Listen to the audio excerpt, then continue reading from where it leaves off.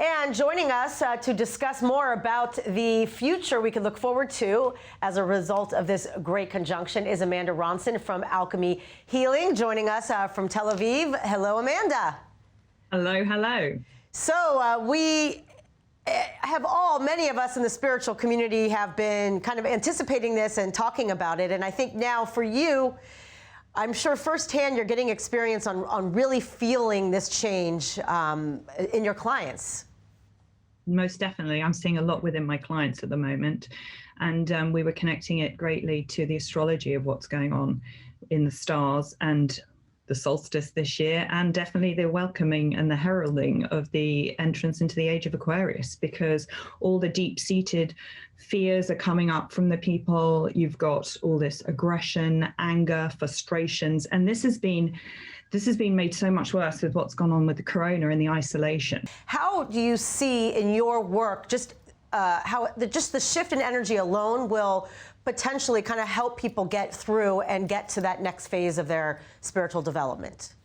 Well, as a healer, we work with the light, and we're bringing light into things. So we bring the light into various issues that's going on with somebody, and then their darkness surfaces and it releases. So we don't believe in disease, it's dis-ease, where there is blockages in the energy.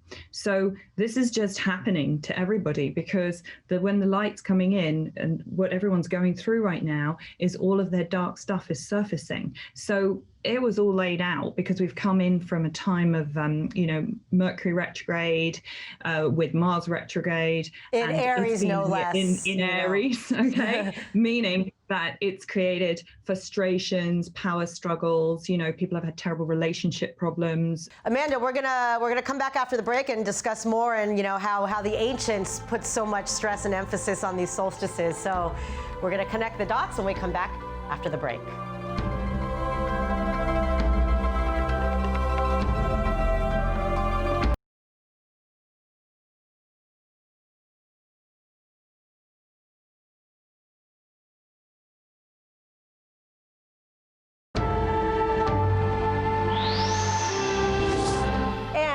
We are here again with Amanda Ronson from Alchemy Healing, talking about the importance of this great conjunction and it happening on the winter solstice, which is a big deal if we go back and peel back the layers in the onion of history of all of the ancients, the Mayans, the Hopi, all kinds of indigenous cultures from around the world, placing such an importance on the solstices. So why is this year's, in your opinion, so important, and how it's all kind of connected to how the ancients went through this time?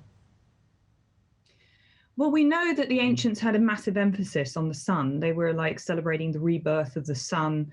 They had it in every single culture. Now, you could argue that wintertime was a very important one for them, because, people were feeling sad. You've got, it was hard to get food. It was, well, wait a minute, it was the summer solstice on the other end, but I'm saying for the winter time now, that they were cold, they didn't have food. And so the thought was that they brought the light. When you have a festival of lights, you put light everywhere, you gifted things, you had dances, you did ceremonies, you could start bringing in the better energies. So it was a way to lighten the people in one way. Or secondly, if we were going to say, where did it first initially come from, which we're saying from the Mayans initially was the first bit of evidence that we have for the earliest man, that they were celebrating the solstice. We're saying that a lot more was going on, because they had a study, they did amazing studies of everything that was going on with the sun and all that there was around it. And they saw that there was a big relationship between the two. So we know that they were watching the sun and the solstices.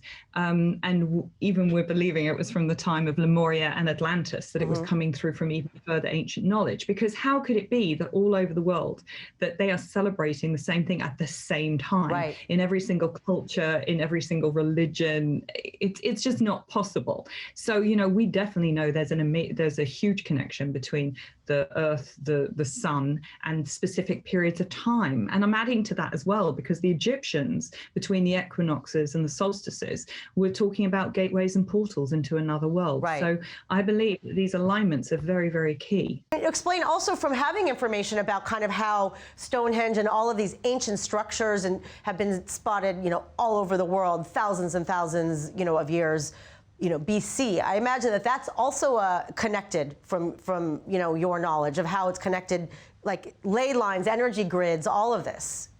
For sure, they knew something was going on. It's just not possible otherwise. I mean, Stonehenge has a beautiful light beam that goes across it at the time of the solstice. So it shows that the stones were completely aligned and they were expecting this. Then we're looking at the burial grounds of the old ancient sites in Ireland, and you've got one in Scotland. The names of them is Newgrange Island, and you've got Show, Scotland.